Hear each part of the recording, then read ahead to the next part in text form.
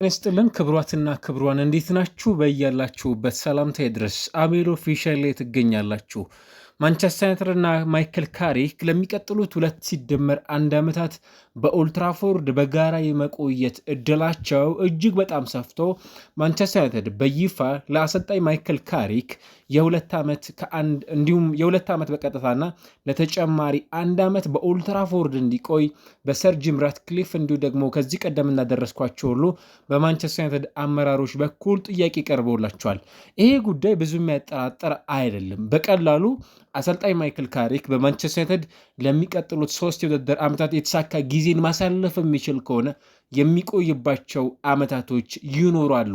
ለዚህ ማሳያው በዩናይትድ በኩል ለአሰልጣኙ የቀረበለት ጥያቄ ምናልባትም በአሰልጣኙ በኩል ይሁንታ አያገኝም ማለት አንችልም። ቀድሞም ራሱ በተጫዋችነት የተጫወተበት ኋላም በአሰልጣኝነቱ የተሳካ ጊዜን የሚያሳልፈበት ማንቸስተር ዩናይትድ ስለሆነ ታዲያ አሰልጣኝ ማይክል ካሪክ በማንቸስተር ዩናይትድ ለሚቀጥሉት ዓመታት የሚቆይ ከሆነ እነዚህ 8 ነገሮች ትኩረት የሚያደርግባቸው ስለመሆናቸው ብዙሃኑ የእግር ኳስ ቤተሰቦች የሚያነሷቸው ርዕሰ ጉዳዮች ናቸው። ምንድናቸው እነዚህ የሚሉትን በሰፊው እናነሳለን።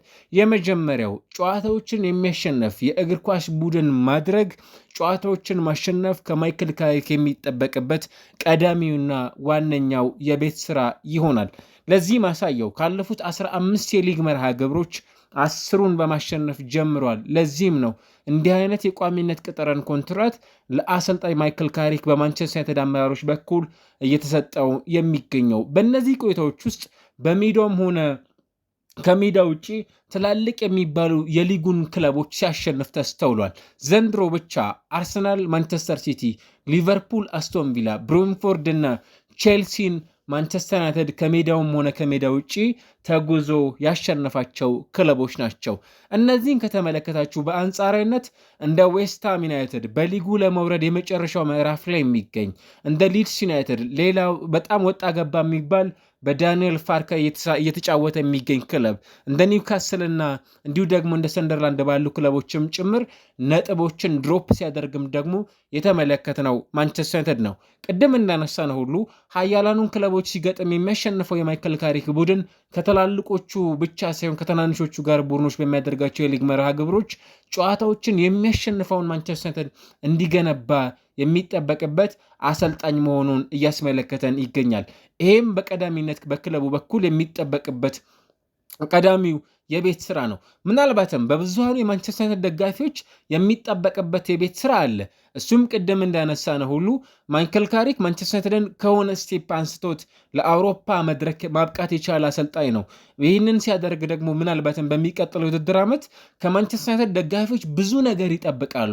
ብዙዎቹን ጨዋታዎች እንዲያሸንፍም ጭምር ይጠበቃል። ማንቸስተር ባለፉት ጥቂት ዓመታት ካሳለፋቸው የሊግ ኤክስፔሪንሶች በጣም ደካማ ከሚባሉት ፐርፎርማንሶች ወጥቶ ወደ አውሮፓ ሻምፒዮንስ ሊግ መመለስ ብቻ ሳይሆን የእንግሊዝ ፕሪሚየር ሊግንም ጭምር እንዲያሸንፍ በደጋፊዎች በኩል ሁሉንም ጨዋታዎች እንዲያሸነፉ ኤክስፔክቴሽኖችም ጭምር ከፍ ብለው የምንመለከትበት ጊዜ ዋነኛውና ቀዳሚ ይሆናል። ታዲያ ይህ ሲሆን ማይክል ካሪክ የመጀመሪያውና ትልቁ ጨዋታዎችን የሚያሸንፍ ማንቸስተር ዩናይትድን መገንባት የሚጠበቅበት አሰልጣኝ እንደሆነ በቀዳሚነት ይነሳል። ሁለተኛው ርዕሰ ጉዳይ በማንቸስተር ዩናይትድ ባለፉት ረጅም ዓመታትም ጭምር ሲስተዋል እንደነበረው የአሰልጣኝ የቡድን አባላትን በማንቸስተር ዩናይትድ በኩል ማጠናከር ነው። ለምሳሌ 2024 አንድሪያስ ጂዮርጂሰን እንዲሁ ደግሞ ሩድ ቫንስተሮ የቀድሞ የዩናይትድ ተጫዋች የነበረው ሩድ ማለት ነው ወደ ኮቺንግ ካሪየር ሲመጡ አሰልጣኝ ኤሪክ ቴን ሃግን ለማገዝ መጥተው የነበሩ ሰዎች ናቸው። በተመሳሳይ ቫንስትሮይ የቼልሲን ኃላፊነት ተሸከመ። ጆርጂሰን ወደ ቶተንሃም አቀና። ከዛ ባለፈ አሰልጣኝ ሩበን አሞሪም ሲመጡ ደግሞ በማንቸስተር ዩናይትድ በኩል ሌሎች የኮቺንግ ካሪየር ያላቸው ሰዎች ወደ ኦልትራፎርድ መጡ።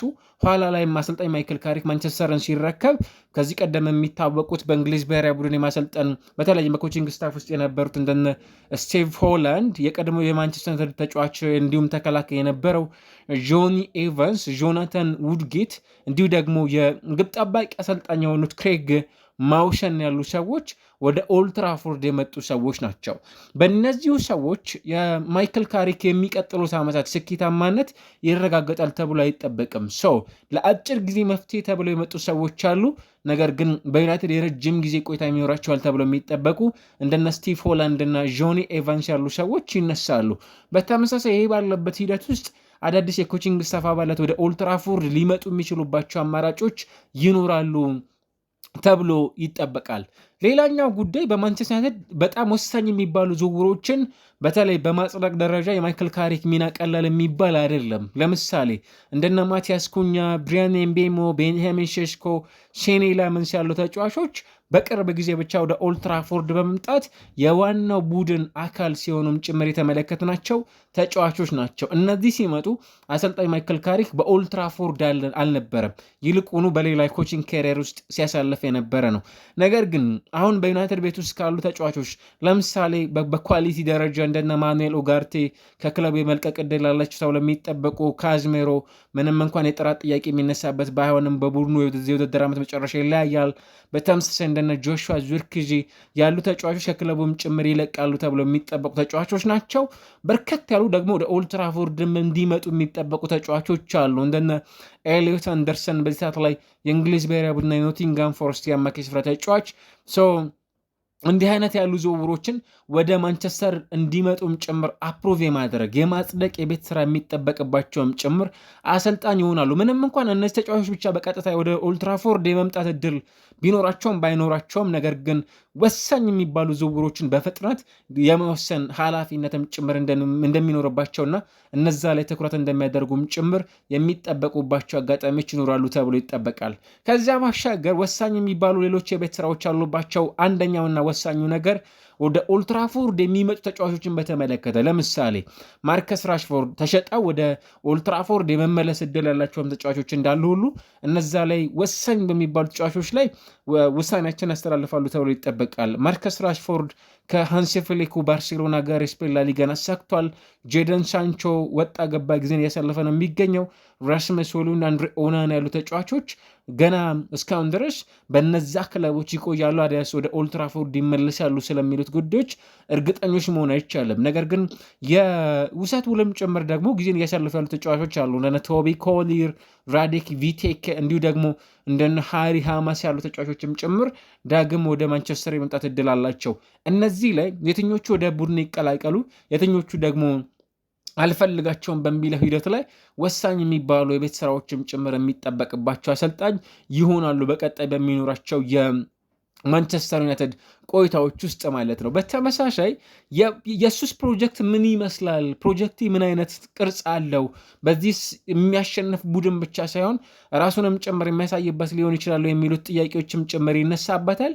ማይክል ካሪክ ብዙ ተናጋሪ የሚባል አይነት ሰው እንዳልሆነ ይታወቃል። በጣም ካልም የሆነ ሰው እንደሆነም ጭምር መመልከት ይቻላል። በዚህ ሂደት ውስጥ ማንቸስተር ዩናይትድ እንደ ክለብ የሚፈልገው አይነት የኮቺንግ ኬሪየር አይነት የሆነ ሰው ኬሪየር ያለው ሰው እንደሆነ ይታወቃል። በተለይም በእነዚህ ሂደቶች ውስጥ አሁን ይሄ በትክክል የሚፈተንበት አይነት ይሄ ለምሳሌ በአጭር ጊዜ ኬርቴከርነትን ሚና ከተረከበ በኋላ ባመጣ ውጤት ሳይሆን ከዚህ በኋላ በትክክል ሜዳ ውስጥ ትችቶች በሚያስተናገድባቸው ፕላስ ውጤት ካመጣ በሚሞገስባቸው የሜዳ ላይ ፐርፎርማንሶች ብቻ ኢቫሉዌት የሚደረገውን ማይክል ካሪክ ለማየት እንገደዳለን። ይሄ ፕሮጀክቱ ምን ድረስ ይጓዛል የሚለውንም ጭምር ለማየት ቀጣዮቹ የቤት ስራዎች፣ ቀጣዮቹ የቡድን ቆይታዎቹ ያንንም ለማሳየት የሚያግዙ ናቸው ተብሎ ይጠበቃል። ትኩረት የሚያደርግባቸዋል ተብሎ ይጠበቃል። በቡድን ውስጥ ለሚመጣው ውጤት እንዲሁም ለሚወስናቸው ውሳኔዎች ኃላፊነቱን መውሰድ የሚጀምረውን ማይክል ካሪክን የማየት ግዴታዎች ውስጥ እንገባለን። ለምሳሌ ፕሬስ ኮንፈረንሶች ላይ የሚመልሳቸው መልሶች፣ ከዛ ባለፈ በሚሰጣቸው ጋዜጣዊ መግለጫዎች፣ የራሱን ሀሳብ በሚሰነዝረባቸው ወቅቶች፣ ከዚያ ባሻገር ደግሞ ማይክል ካሪክ ምን በኦልድ ትራፎርድ ምን ሊያመጣ አቅዷል የሚሉት ጉዳዮችም ጭምር ጥያቄ መነሳት ይጀምራሉ። ትኩረት ያደረገበታልም ጭምር ተብሎ ይጠይቃል። ትልቁ በጣም ወሳኝ ከሚባሉት ኮር ነጥቦች አንደኛው የጨዋታ መንገድ ወይም ስታይል ኦፍ ፕሌይ የምንለው ነው። ማንቸስተር ዩናይትድ በአሰልጣኝ ማይክል ካሪክ ስር ምን አይነት የአጨዋወት መንገድ ይከተላል? እርግጥ ነው አሰልጣኝ ሩበን አሞሪም ሲከተለው ከነበረው የ4-2-3-1 ወይም የ3-4-2-1 የጨዋታ ቅርጽ ተሻሽሎ ምናልባትም አታክ ብዙ ማጥቃት የሚወድ ጨዋታዎችን የሚያሸንፈው አይነት ቡድን እየተመለከተን እንገኛለን።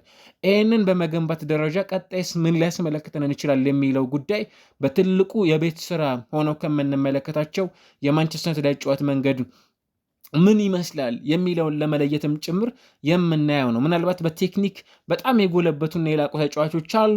የተጫዋቾች የጋራ ምናልባት ያጨዋወት መንገድ ለምሳሌ ለቡድናቸው የሚያመጡት ውጤት በመከላከል በማጥቃት እንዲሁ ደግሞ በቡድኑን በማደራጀትም ጭምር ምን አይነት ቅርጽ ይኖራቸዋል የሚለውንም ጭምር የምናይበት ይሆናል። ተጫዋች ከተጫዋች ጋር ያለው ግንኙነት በሜዳ ውስጥ ምን ይመስላል የሚለውንም ጭምር እናያለን። ሜቢ አሰልጣኝ ማይክል ካሪክ በፕራግማቲዝም የሚባል አይነት አሰልጣኝ እንደሆነ ይታወቃል። በሚድል ስበራ በነበረው ቆይታ ማንቸስተር ሲመጣ በአንድ የአጨዋወት መንገድ ብቻ ፕሪዲክት መደረግ በሚችለው ብቻ እና ይሆናሉ የሚለውን እናያለን። ነገር ግን ፖሴሽን ዶሚኔንት ማድረግ የሚችል አሰልጣኝ እንደሆነ ይታወቃል። ከዚህ በፊት በነበሩት ኤክስፔሪንሶች ቅድም ባነሳ ነው ሚድል ስብራ እና እሱም እንደሚናገረው ኳሱን መቆጣጠር እንደሚፈልግ ከዚህ ቀደም ተናግሮ እንደነበር ይታወቃል። እና ያንን ማድረግ የሚፈልገውን ማንቸስተር ዩናይትድን በሚቀጥለው ውድድር ዓመት እንድናይ ያደርገናሉ አለስ ለተጋጣሚዎቹ ወይንም ትላልቆቹን ቡድኖች ባሸነፈባቸው የሊግ መርሃ ግብሮች ላይ ለትላልቆቹ ቡድኖች ኳሱን በመተው ይበልጥ የካውንተር አታክን የጨዋታ መንገድን አትራክት በማድረግ በነዛ ጨዋታዎች ማሸነፍ የሚፈልገው ማይክል ካሪክን እና ይሆናሉ የሚለው በትልቁ የሚነሳ ይሆናል። እንዲሁ በተመሳሳይ በሚቀጥለው ውድድር ዓመት የማይክል ካሪክ በሊጉ ውስጥ ከሚያከናውናቸው 38 ሳምንታት ባሻገር የአውሮፓ ሻምፒዮንስ ሊግ፣ ኤፍ ኤ ካፕ እንዲሁም የካራቦ ካፕ የጨዋታ መርሃ ግብሮችን ያከናውናል። ይሄ ማለት በአማካይ ከ50 እስከ 60 የሚጠጉ ጨዋታዎችን የሚያከናውን ቡድን ይገነባል። ይህንን ሲያደርግ አሰልጣኝ ማይክል ካሪክ እንዴት ባለ መልኩ ማንቸስተር ዩናይትድን በሚቀጥለው የውድድር ዓመት ለእነዚህ ጨዋታዎች ዝግጁ ማድረግ ይችላል የሚሉት የቤት ስራዎችም ጭምር ደግሞ የሚነሱበት እንደሆነ ይታወቃልና ያንን ልናይ እንደምንችል ገና ካሁኑ ለእነዚህም ጭምር ትኩረት እንደሚያደርግ በተለይም በዝውውሮቹ ሂደቶች ላይ ከ50 እስከ 60 የሚጠጉ ጨዋታዎችን ማከናወን የሚችሉ በተለይም በዝውውር ሂደት ላይ ደግሞ እነዚህን ተጫዋቾች ትኩረት ከማድረግ ባሻገር በትክክል አንድ ቦታ ላይ መፎካከር የሚችሉ ሌሎች ተጨማሪ ተጫዋቾችንም ጭምር ወደ ክለቡ የማምጣት እድል ሊኖረው እንደሚችል ከግንዛቤ ውስጥ በማስገባት የተጫዋቾች ዝውውር ሂደት ላይም ጭምር ተጽዕኖ የሚያሳድረውን የጌም ታይም ማኔጅመንት በክለቡ በኩል ትኩረት የሚያደርግበት ነው ተብሎም ጭምር ይጠበቃል። ሌላኛውና የመጨረሻው ርዕሰ ጉዳይ በየትኛውም ክለብ ውስጥ የትኛውንም አይነት ሱፐርስታሮች ቢኖሯችሁ መልበሻ ክፍላችሁ የተስተካከለ መሆን ካልቻለ ክለባችሁ ምናልባትም ውጤት ያመጣል ሳይሆን የቡድኑ አጠቃላይ መዋቅርም ጭምር እንዲበላሽ ማድረግ ይችላል። ማንቸስተር ዩናይትድን የሚየመራ ለሚቀጥሉት ዓመታት ማይክል ካሪክ ሲቆይ መልበሻ ክፍሉን ማኔጅ የሚያደርግበት መንገድ ትልቅ ትኩረት ይስባል ተብሎም ጭምር ይጠበቃል። አሁን ላይ በዘመናዊ እግር ኳስ በጣም ፖፑላር የሆነ የማስ ሚዲያ ተጠቃሚ የሆኑ ተጫዋቾች እንዳሉ ይታወቃል። እነዛ ሶሻል ሚዲያዎቻቸው በጣም ኢንፍሉዌንስ ማድረግ ስለሚችሉ የአሰልጣኞችን የቡድን ገመና ዊዝን የሆነ ፍራክሽን ኦፍ ሰከንዶች ውስጥ ለዓለሙ ማዳረስ ስለሚችሉ ያን አይነት ነገሮች እንዳይፈጠሩ በተጫዋቾች በኩል ያሉትን ግንኙነቶች እንዴት መልበሻ ክፍሉንም ጭምር ተቆጣጥረው ማንቸስተር ዩናይትድን ለሚቀጥለው ስኬት ማብቃት ይችላሉ የሚለው የቤት ስራም ጭምር የሚጠበቅባቸው ይሆናል። በቀጣይ በማንቸስተር ዩናይትድ በሚኖራቸው የ2+1 ተጨማሪ ዓመት ቆይታዎቻቸው ውስጥ ይሄ ነገር ግን እርግጠኛ ሆነን መናገር የምንችለው ማይክል ካሪክ በኦልድ ትራፎርድ የተሳካ ጊዜን ማሳለፍ እስከቻለ ጊዜ ድረስ ብቻ ነው ለ2+1 ተጨማሪ ዓመት በማንቸስተር ዩናይትድ ፈርሞ ልናየው የምንችለው። ያ ማይሆን ከሆነ ምናልባትም ጊዜያዊ ውጤት ብቻ የሚያስመለክተን ከሆነ የማይክል ካሪክ ቆይታ ምናልባትም ለአጭርና ለተወሰኑ ጊዜያቶች ብቻ የመሆን እድልም ጭምር ሊኖራቸው ይችላል። ብዙሃኑን የእግር ኳስ ቤተሰቦችን እየከፋፈለ የሚገኝ በአጭር ጊዜ ውጤት ብቻ አሰልጣኝ ማይክል ካሪክን መሾም እጅግ በጣም ዋጋ ያስከፍላል የሚሉ ሀሳቦችም ጭምር እየተነሱ እንኳን ቢሆን የማንቸስተር ዩናይትድ አመራሮች አሁን ላይ ለዚህ ተስፈኛው አሰልጣኝ የቋሚነት ጊዜውን ሰጥቶታል። በዚህ ሂደት ውስጥ ምን ውጤት ያመጣል፣ ማንቸስተር ሴት ይደርሳል የሚለውን በቀጣይ የምናይባቸው አማራጮች ሰፋ ብለው የመመልከት ጊዜን እናገኝበታለን። ነገር ግን ማይክል ካሪክ በኦልድ ትራፎርድ መቆየቱን የሚያረጋግጥ መረጃዎችን ተመልክቶ እነዚህ 8 ርዕሰ ጉዳዮች ላይ ትኩረት የሚያደርገው አሰልጣኝ መሆኑ ገና ከወዲሁ እየተነሳ ይገኛል።